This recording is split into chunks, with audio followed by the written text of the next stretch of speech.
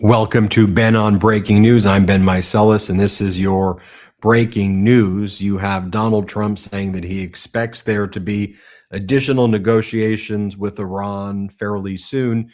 He says that they'd likely take place in Pakistan. Again, from all reports, we're hearing that the Trump regime is accepting the idea that Iran will get to enrich uranium. It's just a matter of when they will get to enrich uranium again. Apparently, the Trump regime is okay with a 20-year period where Iran can enrich uranium. Iran is saying that they want to be able to enrich uranium in about 5 years, but notably, I don't even think the Trump regime is talking anymore about any of these other terms. I think they've basically accepted Iran's control over its stockpile of ballistic missiles, of the Shahid drones, of the FPV drones. In some sort or fashion, Iran will now control the Strait of Hormuz. All the Trump regime is saying is that they want to be able to control it on a joint venture basis with Iran as well. So I think recognizing that this Iranian regime will have a lot more power. Iran is saying that they need $260 billion in reparations right now from the Arab neighbor nations, and they're expecting that take place as well. There were some ideas being floated around about negotiations taking place in Riyadh, Saudi Arabia, or Geneva. And Iran said, absolutely not. If we do another round, it's going to be taking place in Pakistan, which Trump assented to basically right away. And so I think when we talk about this kind of total capitulation, if you will, by the Trump regime to the demands of Iran, and that seems to be, where this is headed, I think you can contextualize it with how Donald Trump dealt with Kim Jong-un of North Korea. And I just think we shouldn't forget, right, that Kim Jong-un right now of North Korea has nukes. Trump allowed him to get nuclear weapons.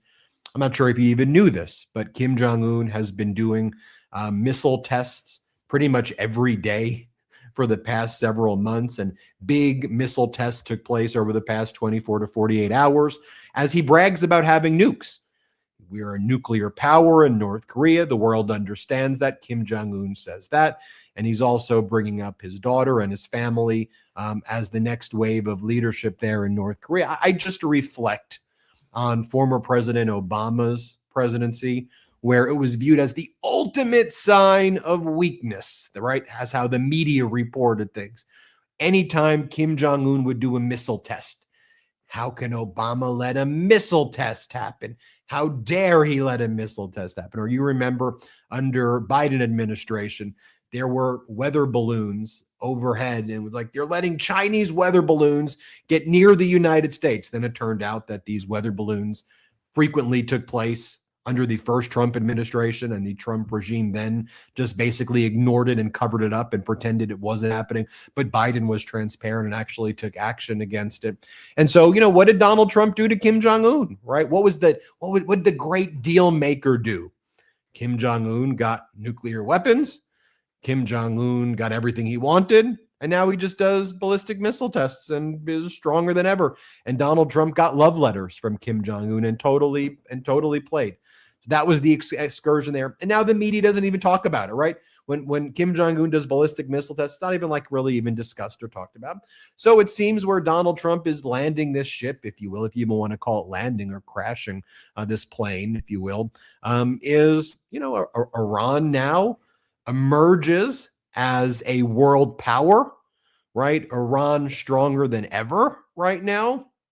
They, in some form or fashion, control the Strait of Hormuz, and all of the neighbors realize that at any point in time, if Iran views their conduct as falling out of line, Iran can just close the Strait of Hormuz. And through proxy groups like the Houthis, Iran also controls the Red Sea and the strait right there over there, but just haven't even decided to use that card yet. They've been waiting to see what the Trump regime does at this point. China, more powerful than ever. China swoops in, always been allied with Iran as the major player right now in the Middle East, right? That's what's happening. I mean, just look at what's taking place. And again, this is where our media here in the United States is an utter failure. But like, you do realize that right now, the Crown Prince of Abu Dhabi is meeting with Xi Jinping, like as we speak. And you also have Pedro Sanchez, the Prime Minister of Spain, meeting with Xi Jinping right now in Beijing, because it is very clear, as the United States has lost its hegemony, lost its power, as the United States security umbrella in the Middle East has collapsed, the new main player in that region is Iran, China, and Russia to a large degree as well.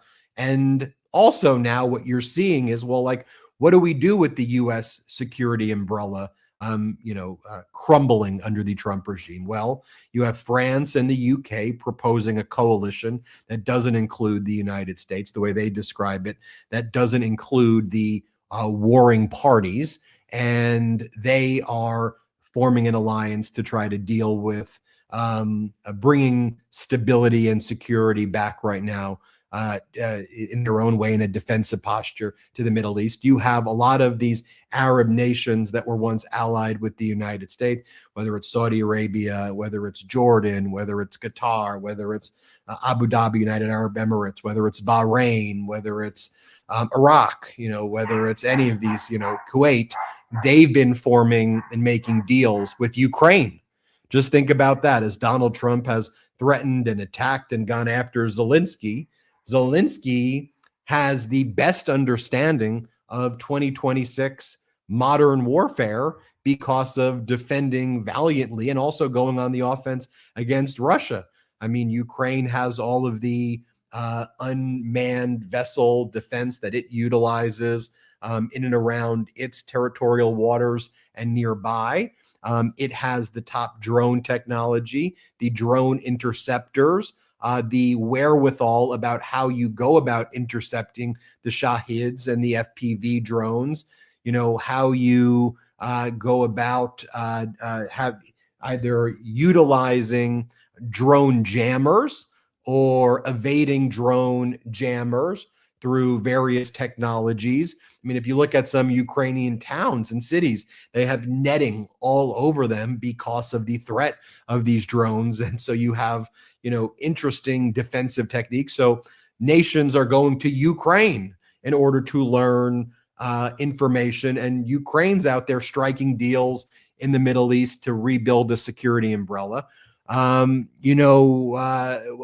the expression that in the absence of a power, whether it's the U.S. or otherwise, there are things that come in to fill that void, right? It's not like the U.S. strategy of so-called America first is now America alone. I did a video on it this morning talking about just the weakened position that the U.S. is in. I mean, just think about it.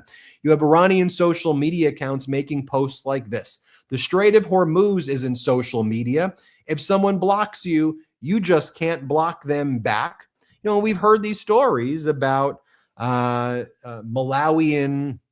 which are Malawian flag, technically Chinese ships that have been able to go in and out of the Strait of Hormuz. By and large, even though Donald Trump claims 34 ships have been able to pass through the Strait of Hormuz loaded with all of this liquid gold and all of this, it's just not true. There's been a few ships that have passed through the Strait of Hormuz, and they mostly, and they basically still are able to get past this blockade, even though you have CENTCOM saying no ships have been able to break the blockade. It's impenetrable, the blockade. Well, I mean, there's a ship called the Rich Starry that got through the Strait of Hormuz, and there's limited traffic. But just the very idea that Donald Trump's plan is, how do we open up the Strait of Hormuz? Let's close it even more. Let's do a blockade of Iran's control of the Strait of Hormuz. That will show them. I mean, what kind of plan is that? And also, I think it's clear that Donald Trump realizes how the war is so harmful to the economy, how it harms the markets, And this is why Donald Trump always chickens out, as they say. And he talks a big game, the bluster, the bravado. We're going to obliterate you. We're going to destroy you. And then he extends his deadlines. And then he basically, agrees to most of Iran's terms, recognizing Iran as not just a regional power, but a world power. So we are going to talk more about that in this episode because I think it's important to fully contextualize what's happened. Iran hasn't been obliterated. Iran has been damaged, and yes, the Trump regime has destroyed a lot of buildings, bridges, hospitals, elementary schools, also military infrastructure. But Iran has half of its ballistic missile arsenal, half of its drone arsenal, half of its ballistic missile launcher arsenal still exists. Most of its fast ships, the smaller ships, exist. How do you think they control the Strait of Hormuz? What do you think they're controlling it with? Their top leadership was out there in Pakistan, when the Trump regime tried to change the 10-point negotiating framework that they agreed to. Trump agreed to a 10-point framework that Iran put forward. And then the Trump regime showed up and said, that's not the framework that we actually want to do. You need to agree to our terms. And Iran was like, no, we're not doing that. And then it got to this point where it seems that the main sticking points is, will Iran not be allowed to enrich uranium for 20 years? Or is it 5 years? But nonetheless, the deal, and you have people like Mark Levin, that's how he talks, from state regime media, which calls itself Fox. Mark Levin, if reports of a 20-year ban on Iran's enrichment are accurate, and I doubt it, that would be a terrible concession. There's no need for any concessions. The Iranian regime will collapse if we keep the pressure on, and Donald Trump is going to do it, and he's going to save the day. I mean, look, Obama's deal 10 years ago had them not enriching uranium ever, with international protocols and the buy-in from all of the key stakeholders. So now, in the best case scenario, Iran controls the Strait of Hormuz to some degree, which didn't exist before the war, and a much weaker deal exists than Obama's deal.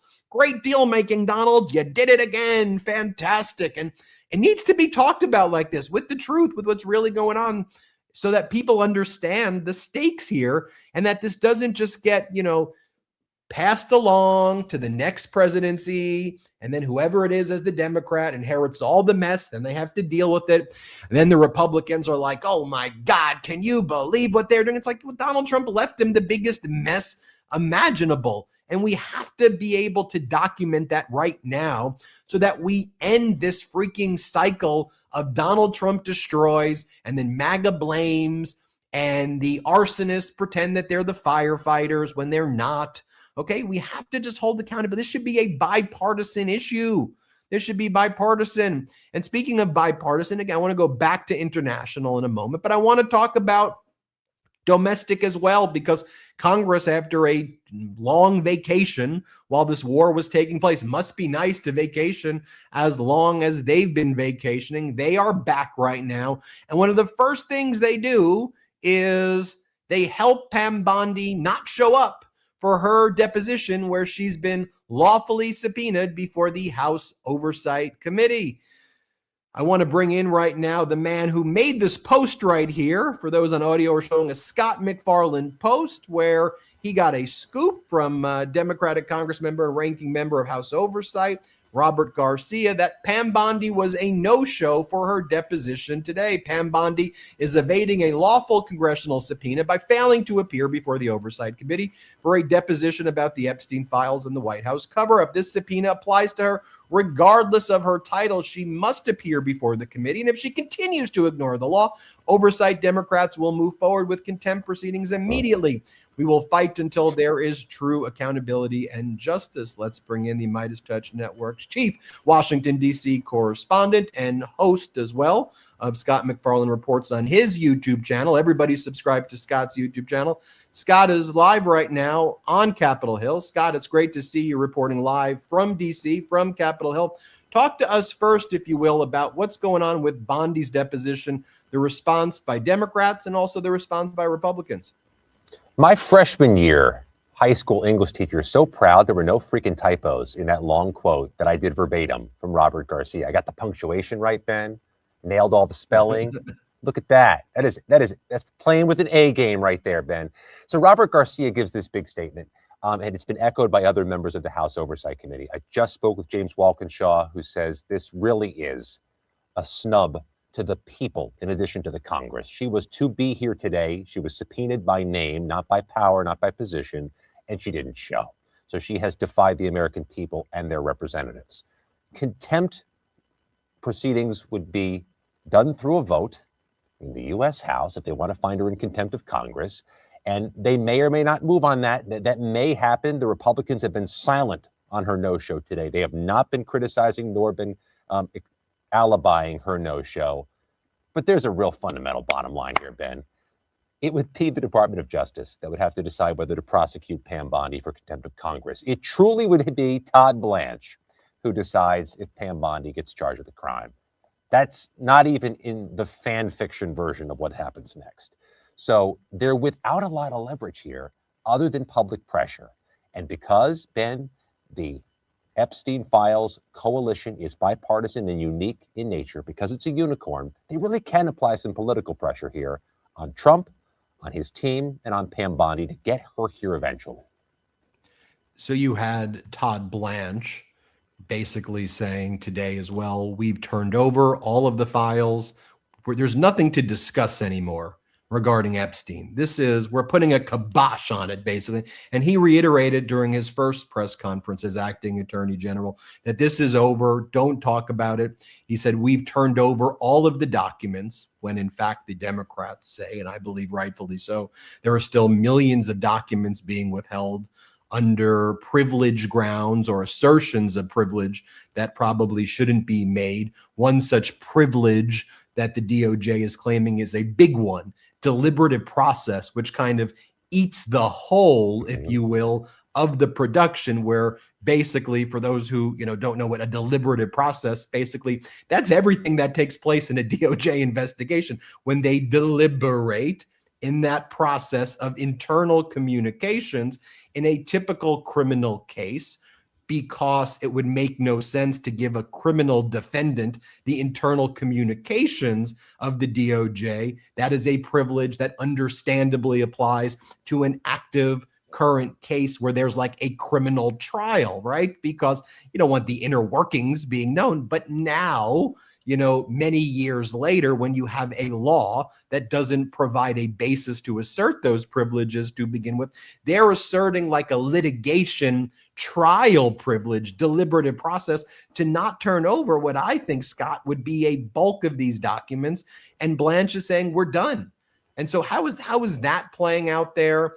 And to me, it just continues this. And people are going to say, okay, we know you're hiding this. This isn't going away. Like, we're not forgetting. We're not going to be like, okay, Blanche. Even Jesse Waters was like, I don't think you fully know how people think about this issue. And Jesse Waters, of all people.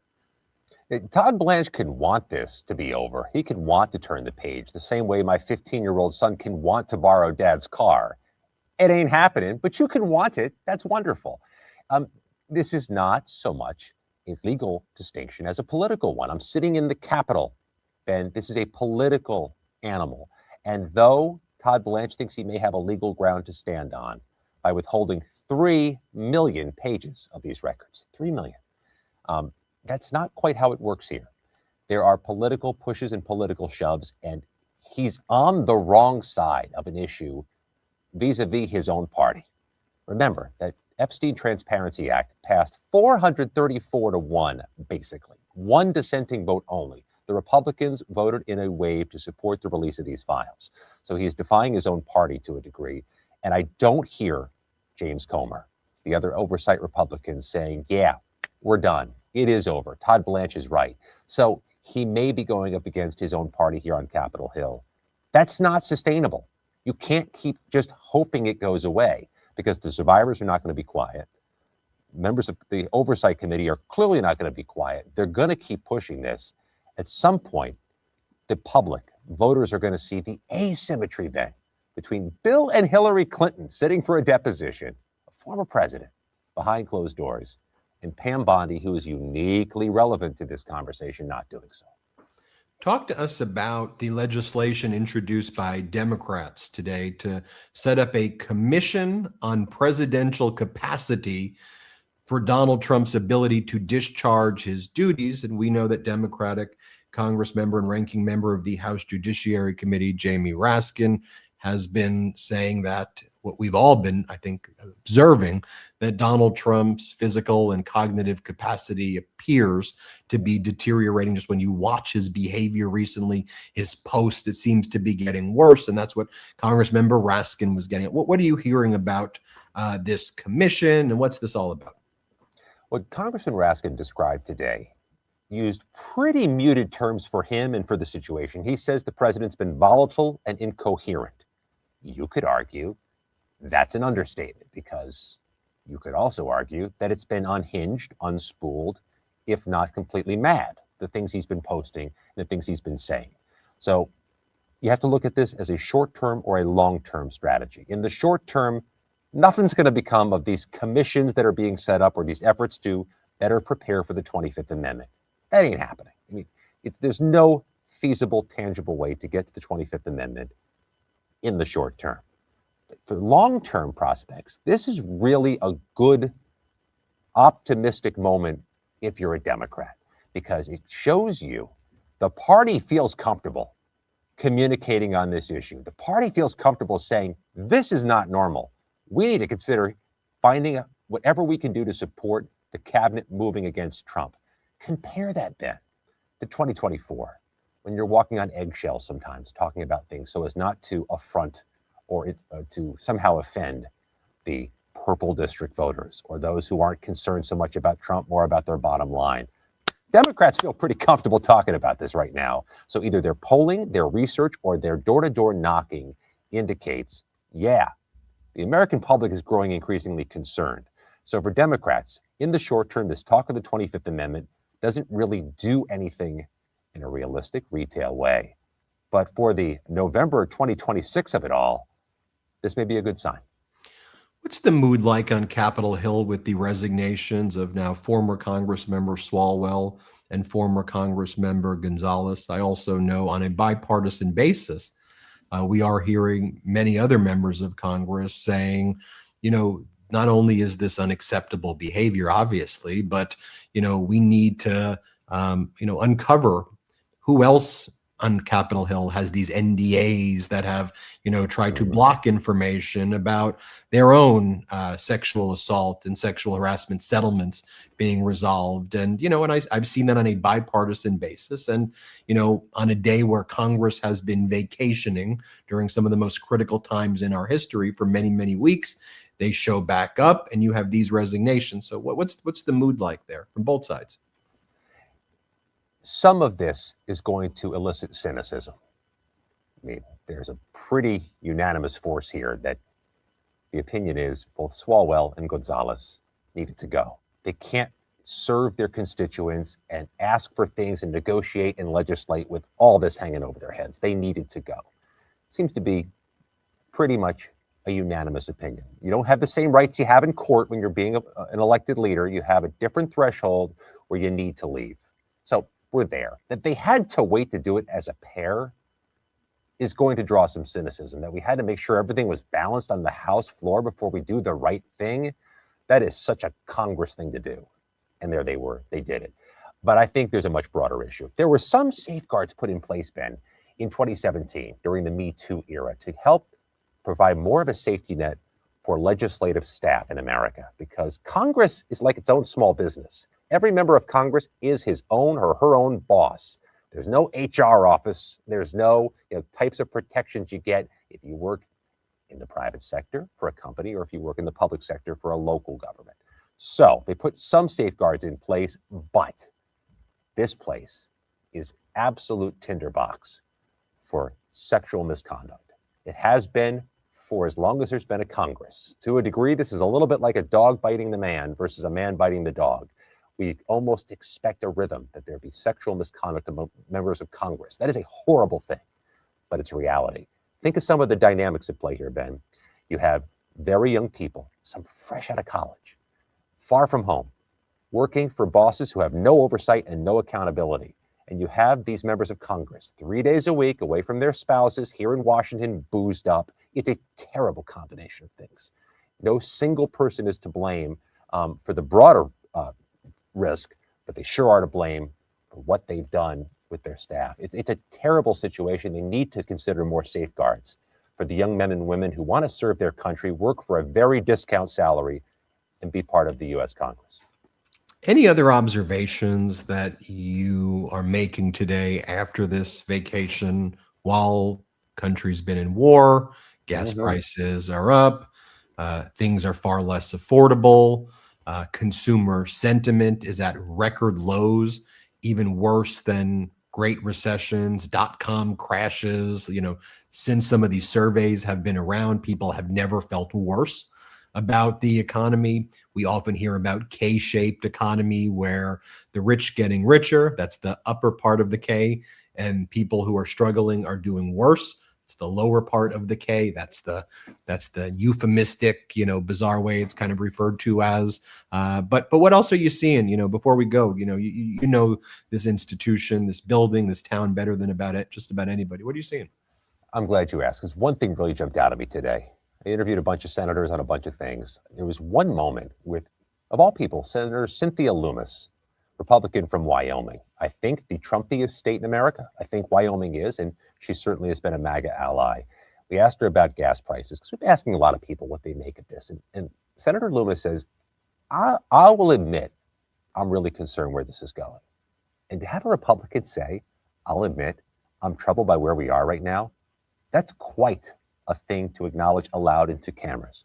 And what Senator Lummis was saying then is that she is seeing significant uptick in food pantry, food bank usage among Wyoming people. I mean, people who need the help because she says the gas prices are out of control.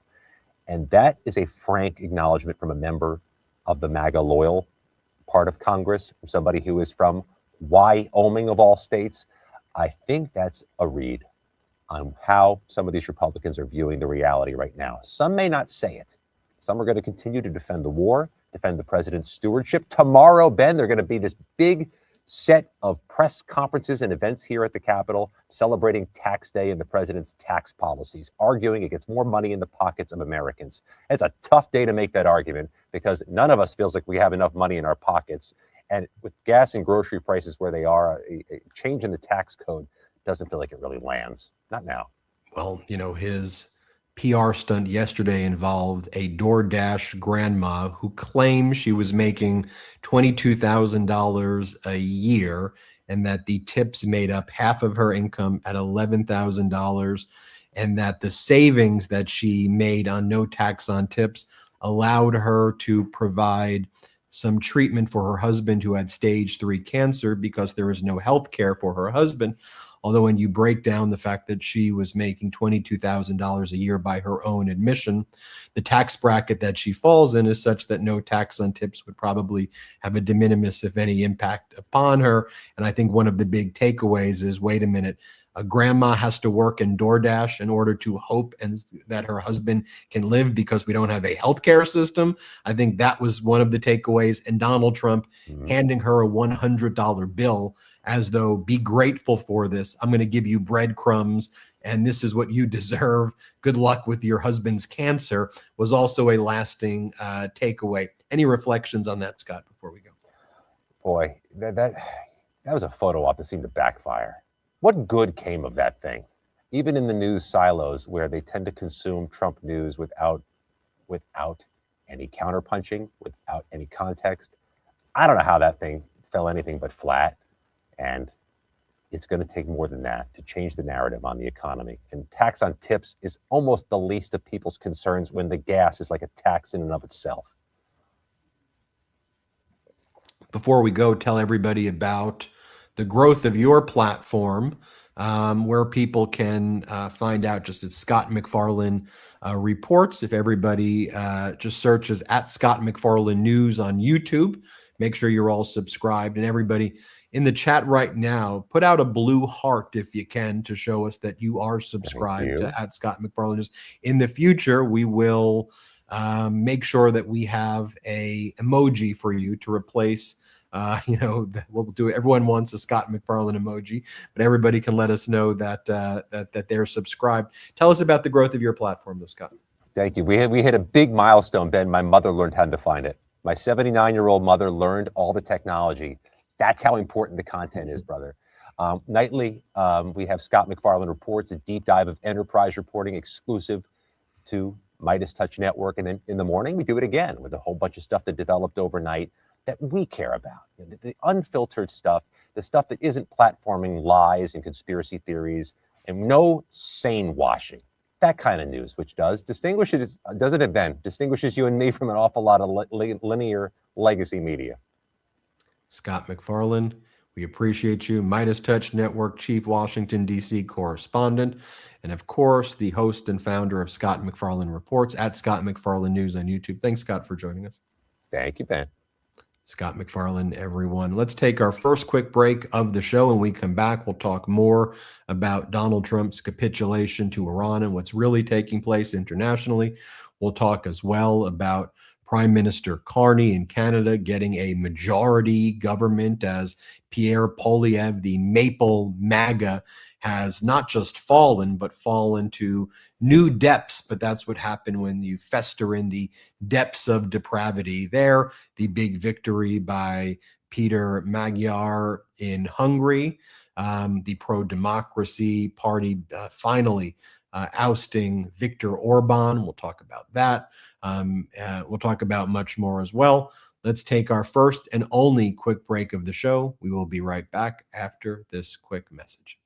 Whether you're planting now or later, Fast Growing Trees has everything you need to make your dream yard a reality, starting with the best quality and selection of plants delivered to your door. Fast Growing Trees is America's largest online nursery with over 1,600 unique trees and plants. They've been delivering trees and plants since 2005, so they know how to do it right. They have all the plants that your yard needs, like fruit trees, privacy trees, flowering trees, shrubs, and so much more. Fast Growing Trees makes it easy to get your dream yard. Order online and get your plants delivered directly to your door in just a few days without ever leaving home. Their Live and Thrive guarantee ensures your plants arrive happy and healthy, ready to thrive in your yard. All plants and trees are locally grown in the U.S. and cared for by experts before they ship to you. So I ordered a lemon tree from Fast Growing Trees a few years ago at this point, and it is still going strong. Every time I walk up to my door, I get hit with the smell of fresh citrus. It's amazing being able to grow my own fruit right in my yard without hiring a landscaper or spending a fortune. Fast Growing Trees saved me easily like 90% of the cost of hiring a landscaper to do this for me, and I didn't have to give up an entire Saturday driving around to nurseries that may or may not have had what I wanted. No messy car, no wasted trips, no guessing. They delivered everything right to my door, and it actually thrived. This season, they have the best deals for your yard, including up to half off tons of plants and other deals. And listeners to our show get 20% off their purchase when using the code Meidas at checkout. That's 20% off their purchase at fastgrowingtrees.com using the code Meidas at checkout. MEIDAS. Now is the perfect time to plant. Use Meidas to save today. Offer is valid for a limited time. Terms and conditions may apply. Check out the link below or in the show notes and support the show. How much time, money, and energy have you spent on health, wellness, and beauty products to look and feel younger and healthier? If you're like me, probably too much. Now, I'm so excited to share with you guys C15 from Fatty 15, the first emerging essential fatty acid to be discovered in more than 90 years. Now, it's an incredible scientific breakthrough to support our long-term health and wellness, and you guessed it, healthy aging. Fatty 15 co-founder Dr. Stephanie Van Watson, she discovered the benefits of C15 while working with the U.S. Navy to continually improve the health and welfare of aging dolphins. Now, based on over 100 studies, we now know that C15 strengthens our cells and is a key to healthy aging nutrient, which helps to slow biological aging at the cellular level. Now, in fact, when our cells don't have enough C15, they become fragile and age faster. And when our cells age, our bodies age too. So Fatty 15 is a science-backed, award-winning, patent 100% pure C15 supplement. It's vegan-friendly, free of flavors, allergens, or preservatives. Fatty 15 has 3 times more cellular benefits than omega-3s or fish oil. I love Fatty 15. I've personally seen the benefits. Definitely check this stuff out. Best of all, Fatty 15 comes in a gorgeous reusable glass bamboo jar, and refills are shipped right to your door. Now, Fatty 15 is on a mission to optimize your C15 levels to help support your long-term health and wellness, now especially as you age. You can get an additional 15% off their 90-day subscription starter kit by going to fatty15.com/Meidas and using code Meidas at checkout. Let me tell you, if there's a surefire way to wake up feeling fresh after drinks with friends, it's with pre-alcohol. ZBiotics Pre-Alcohol Probiotic Drink is the world's first genetically engineered probiotic. It was invented by PhD scientists to tackle rough mornings after drinking. Here's how it works. When you drink, alcohol gets converted into a toxic byproduct in the gut. It's a buildup of this byproduct, not dehydration, that's to blame for rough days after drinking. Pre-alcohol produces an enzyme to break this byproduct down. Just remember to make pre-alcohol your first drink of the night, drink responsibly, and you'll feel your best tomorrow. Look, I won't lie, I was a bit on the fence about pre-alcohol initially, but then while hanging out with some friends at my local bar, I gave it a shot, and believe me, it's the real deal. March is a marathon of social events. From the slopes to the bracket watch parties to Guinness on St. Patrick's Day, pre-alcohol is the tool you need to fully enjoy the end of winter. Go to zbiotics.com/Meidas to learn more and get 15% off your first order when you use Meidas at checkout. ZBiotics is backed with 100% money-back guarantee, so if you're unsatisfied for any reason, they'll refund your money, no questions asked.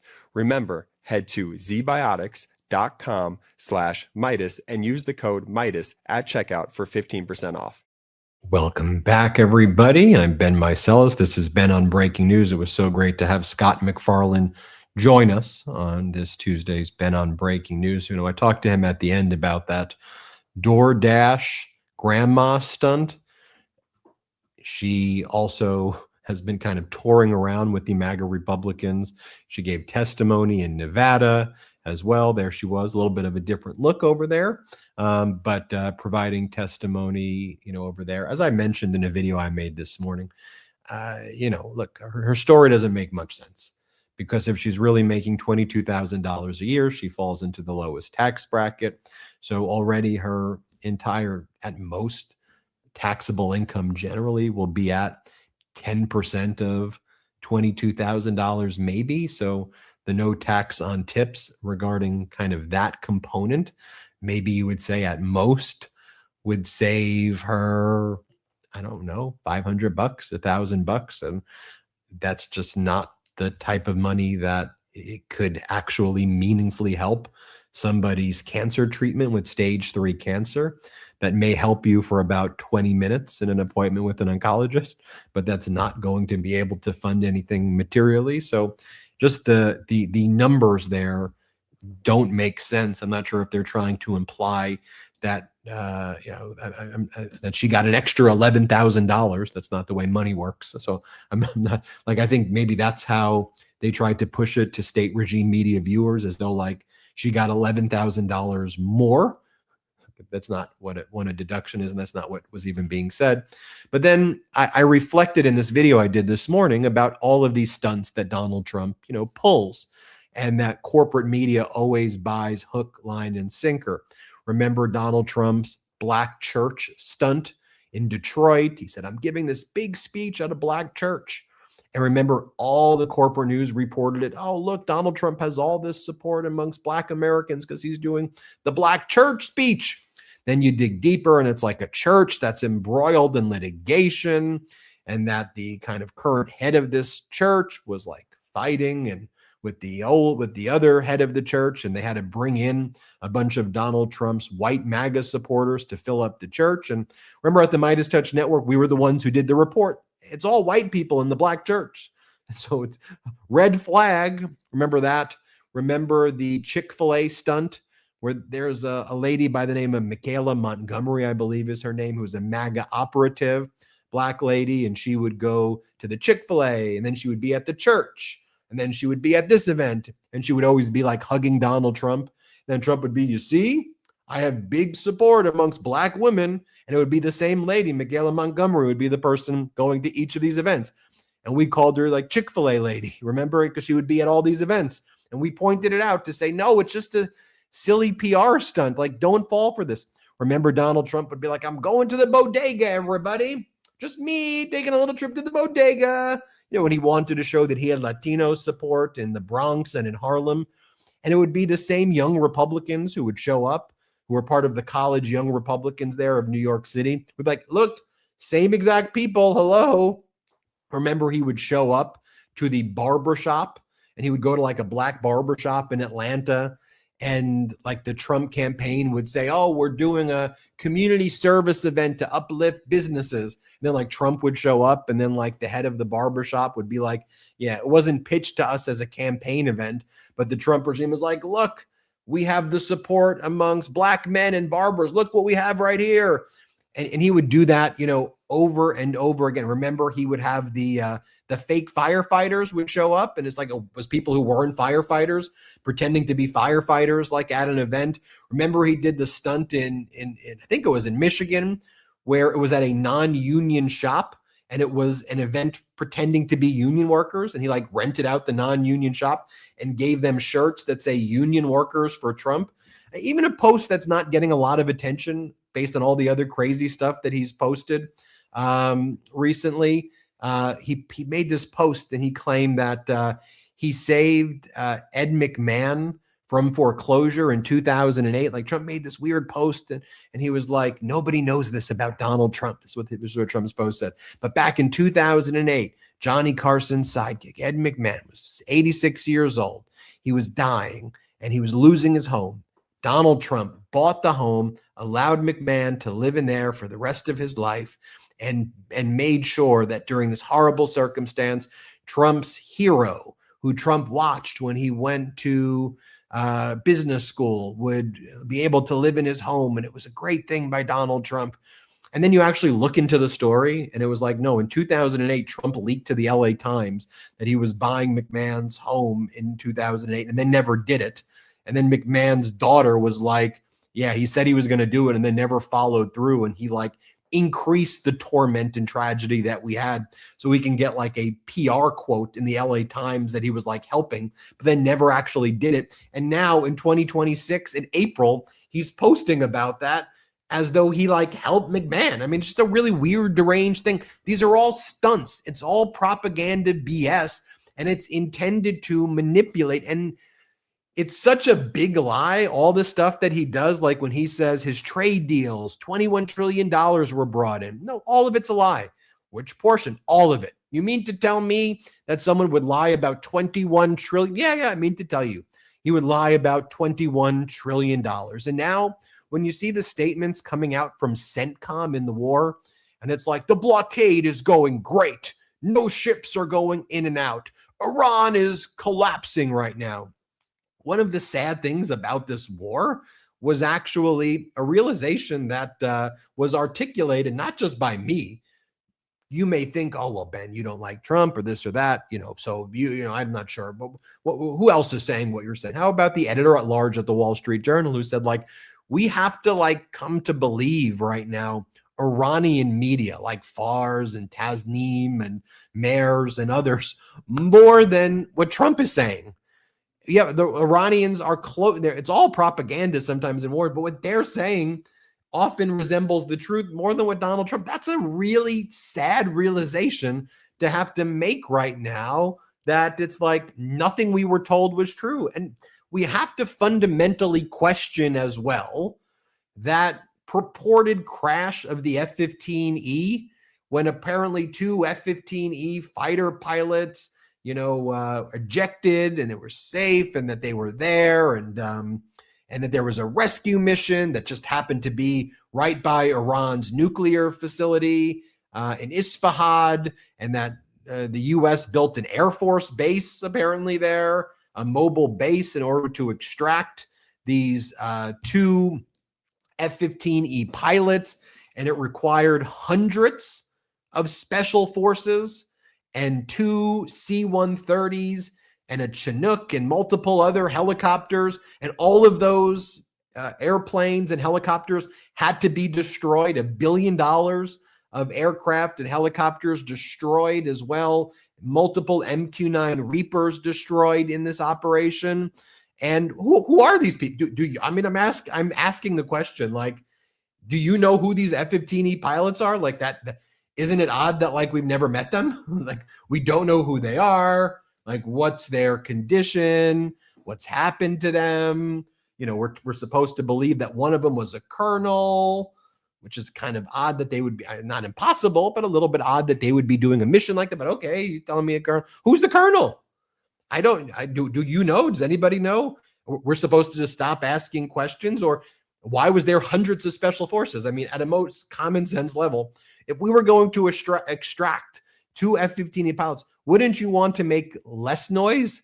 Like, wouldn't you want to just send like a very small special forces team in, locate them, get them out right away, and then get the helicopter down and try to be as quiet as you'd want hundreds of special forces?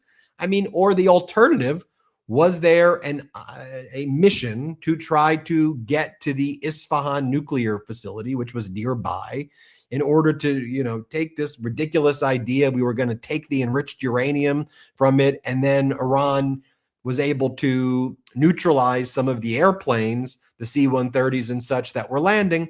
And so that mission was aborted, and the F-15Es were pretext by our CIA in order to claim that there was a mission, but the real plan was to bring in the special forces, with the pretext being that it was, an extraction mission. Again, this is where I'm like, okay, Ben, don't veer into conspiratorial world. Stick to the facts. That's what we do here at the MeidasTouch Network. But the reality is, I don't think that is a far-fetched idea. I don't think that's conspiratorial at all. I think that there's a higher likelihood that that's the reality of what went down than the story that we've been told, and it's like during the negotiations in Pakistan between the US and Iran, we were told, remember, that there was a successful minesweeping operation with 2 naval destroyers, and it was great. And now there's free passage in the Strait of Hormuz. We did it. And then it was like, no. And there's like video actually of the US Navy destroyers turning around when Iran's Navy, yes, because it still exists, said, turn around or we're going to fire upon you. And then our destroyers turned around. So, I mean, when you're told such a lie, now CENTCOM says the blockade is so successful, it's really working, and we've now implemented, free navigation in the Strait of Hormuz. No, you haven't done that. You have not done that. Only 6 vessels crossed the Strait of Hormuz yesterday, is what happened. And like, I just want to get the facts, Jack. I just want to get I just want to live in a reality right now. And you all saw the reports today as well about inflation rising, PPI, which is wholesale inflation, surging up to 4% year over year. Yes, we're back in 4% inflation land when Trump promised to decrease it. Core PPI, core wholesale inflation, which doesn't include some categories like some of the increased energy prices, that remains steady at 3.8%, which is still elevated and high. And that's what the Trump regime was celebrating. We did it, a better report for core CPI than anybody thought possible. I mean, PPI, wholesale PPI, was at 4%. And the American people, we know things are getting more expensive. Like, stop the gaslighting. We know that everything is more expensive. People can't afford things. That's just the reality of it. And then you think over here, that's the report. It's the highest since 2023 right now. It's going in the opposite direction. So when I say it's the highest since 2023, guess who was in office in 2024? Biden. So was it lower in 2024 than right now? Yes. And Trump's whole thing is, I'm going to make prices lower immediately on day one. And he didn't do that. That's why even among non-college educated white people, Trump's disapproval is now at 52% and his approval is 48%. His core base, white, non-college, approval 48% right there. And I want to give this data point as well, because all of this to me is inextricably intertwined. And I know not enough reporting is done or attention is paid to climate issues, but it is inextricably intertwined with the economy. Take a look at this new report right here for Climate Power. 365 clean energy projects taken off the grid as Americans face months of pain at the pump thanks to Donald Trump's war. This new report from Climate Power is showing that Donald Trump and Republicans have canceled enough projects to power nearly 15 million homes, spiking utility bills by as much as 13%. Gas prices have skyrocketed by more than $1 per gallon since Trump attacked Iran and will remain high for months after the conflict ends. So since Trump took office, household electric bills have risen as much as 13% nationally, while residential natural gas prices have increased by 12%. Pause. You knew that. I didn't have to tell you that because you get your bills. I get my bills. I know that it's probably around that number, if not higher. Trump's war of choice in Iran is sending oil, diesel, and jet fuel prices skyrocketing, yet his priority is spending $1 billion in taxpayer dollars to stop homegrown clean energy production that would protect America from global oil shocks. Trump and Republicans started this energy crisis with their attacks on clean energy projects and are now accelerating it with their war of choice in Iran. These canceled projects would have produced enough electricity to power the equivalent of 14.6 million homes. Without them, utility costs have gone through the roof, factories are closing down, and we are more dependent on volatile foreign oil. These actions are also dramatically increasing the pollution of our air and water right now. I mean, serious stuff right now. And you know who's not doing that? China. China's doing the opposite right now. And as we reflect on what's going on in the world, again, I did a video on it this morning, we're seeing new alliances form. Donald Trump's America First means America alone. We're seeing countries take these big visits to China as they're recognizing China as the main superpower in the world right now, and China being viewed as a much more stabilizing force on the international order than Donald Trump is. So you had Prime Minister of Spain, you had the Crown Prince of Abu Dhabi, both visit Beijing in the past 24 to 48 hours. You have France and the UK talking about a coalition to address in the future oil shocks in the Middle East and how comprehensive strategies can be dealt with. You have Arab nations working with Ukraine to create security umbrellas to deal with the drones and to deal with the ballistic missiles because Ukraine has unique knowledge there. And then you have Donald Trump through all of this just continuing to attack NATO, continuing to attack Europe, continuing to attack Pope, picking a fight with the Pope. You know, Pope Leo the 14th, you know, he attacked him again today. He attacked him before. And it's like, that's where you're spending your time right now, attacking Pope Leo the 14th and saying he's bad on foreign policy and he's bad on immigration and that he shouldn't be talking about world affairs and he needs to just shut up and pray, basically, is what Donald Trump is saying about Pope Leo the 14th. I mean, this is how Donald Trump spends his days. I don't like NATO. Paper tiger. Me and Putin talk about NATO being a paper tiger. They wouldn't give me Greenland. They wouldn't give me Greenland. How embarrassing. Pope Leo the 14th. Pope Leo the weak. Prime Minister Meloni of Italy. Weak, pathetic. She's pathetic. Wah, wah, wah, wah, wah, wah, wah. Just, you know, it's baby behavior. It's whiny baby behavior. I'll show you this clip here of Prime Minister Carney at the Liberal Party convention that took place recently. And Prime Minister Carney, let's play the clip where he talked about the international order is crumbling and suggested Canada's ties with the U.S. are no longer reliable. Let's play that one. The world's changing, not gradually, but suddenly. Yes, some are still in denial. Rather than starting on this journey, they're waiting for the past to return.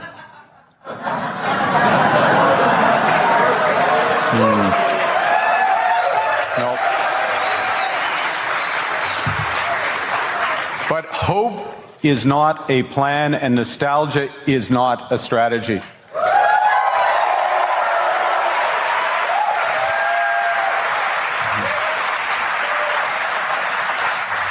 And if we stand still during this rupture, we will surrender our future to others. My friends, technological change is accelerating. We can either shape our future with AI or let it control our destiny. The foundations of the international order, the order which Canada helped build and from which we have benefited for so long, that order is crumbling. The Canadian people agree, right? They've handed him a majority government right now, securing his tenure as prime minister through at least 2029. Of course, one of the reasons we follow international updates here on the MeidasTouch network is because, as I've said before, Donald Trump is a vessel of a broader fascist agenda that is embodied in the Trumps and the Orbans, the Le Pens of the France, the Nigel Farages and the Reform parties in the UK, the Duttons in Australia, right? As Orban in Hungary, and with the big victory of Peter Magyar as well from TISA, beating Fidesz, and getting the super majority to be able to change the constitution, to be able to move Hungary in a more pro-EU direction, seeing the rise of Prime Minister Sanchez in Spain. This is truly a struggle internationally between democracy and fascism. If we just focused on domestic politics and gamifying a domestic politics, this party, this person, that person, this person, that person, if we try to exalt politicians with cult of personalities as though they're heroes, they're not, okay? We need to situate our movement, our network in the people. We need to be better listeners than we are talkers. We need to hear the struggles of people, what you are going through on a day-to-day basis, and we need to be responsive to that. And we need to call out the forces, because that's what it is, the forces of evil who are making your lives worse, who are taking, who are being predators against you, who are stealing and cheating and rigging the system so that you are the ones who get screwed and they get richer and more powerful at your expense. That's what we need to be focused on. It's why as we expand internationally as well, with a mindset to recognize the interconnectedness of what's happening in our world. And if you can hear, my dogs agree with everything I just said. Their bark was saying so stipulated, Ben, and they're saying, you know what you need to tell everybody? What, Taquito and Chaquito? Tell everybody that the Katie Fang show is about to start. You all know her. You all love her. She's on the MeidasTouch network. What an incredible honor. I have a network that you all help power with Scott McFarlane on, and then you go to Katie Fang. Think about that, what you all help build. And we're so grateful for your support every step of the way. So you don't have to do anything. You will be what's called slingshotted into the Katie Fang show as soon as this ends. If for whatever reason you don't get there, you'll be just go and search Katie Fang. But you don't have to do anything. As soon as this ends, you'll be able to get to the Katie Fang show. So enjoy Katie Fang. Thank you so much for spending this time with me. I'm grateful for you. Y'all are the best. Shout out Midas Mighty. Now it's time for the Katie Fang show. Want to stay plugged in? Become a subscriber to our Substack at MeidasPlus.com. You'll get daily recaps from Ron Filipkowski, ad-free episodes of our podcast, and more exclusive content only available at MeidasPlus.com.